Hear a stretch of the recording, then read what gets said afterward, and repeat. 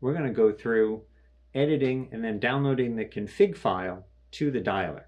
So all we need to do for the dialer to work is change the configuration, obviously, because you need to tell it what phone number to dial, and if you want it to wait.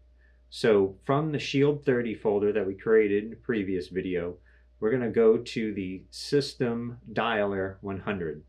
If you need to, right-click and open in Notepad, or on my system, that's open in Notepad or Edit, right? So the beginning of this file, we have member and host IP. That, when we download this to the dialer, that's basically just telling the dialer to look at the command panel. If you have more than one command panel, you would add a second IP address there. So if you put your second command panel as IP address 192.168.91, we could just add that in. So each dialer can look at more than one command panel. System polling will leave, and then dial number. We're going to want to change this, obviously, to the number of the central station, or your number if you're going to go through and test this. So when you're doing your system test, you can put it to your phone number, go test all the stations, then set it to the central. And then dial wait. Dial wait is the number of seconds the dialer is going to wait until it dials the number. So if a remote button is pressed, it will beep at the command panel for 60 seconds before the dialer will engage and dial off site. So we can set that to maybe 2 if we know this is not a monitored, or this is the command panel is going to be put in a fire command room, or even 1, and have it dial right away.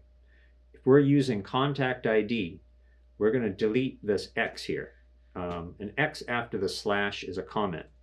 So if we do that and save it, it's now going to use contact ID.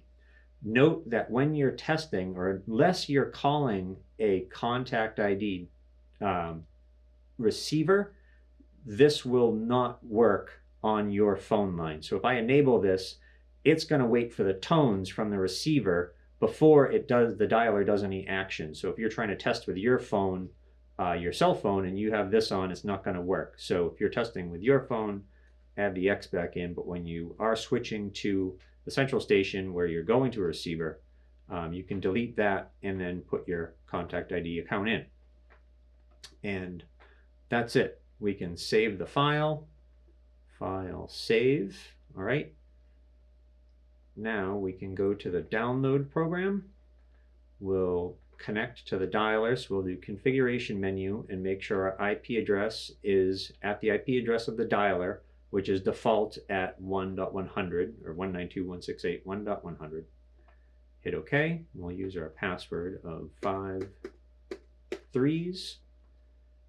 Hit connect. All right. So then we're just going to go send general file. We're going to browse to that file we just saved.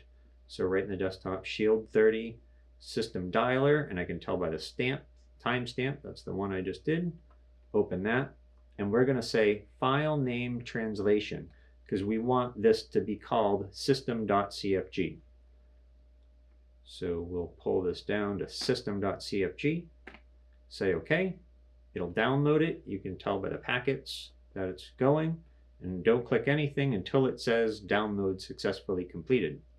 We can hit close, close, reset device, and then disconnect. So now your dialer will restart and you're good to go.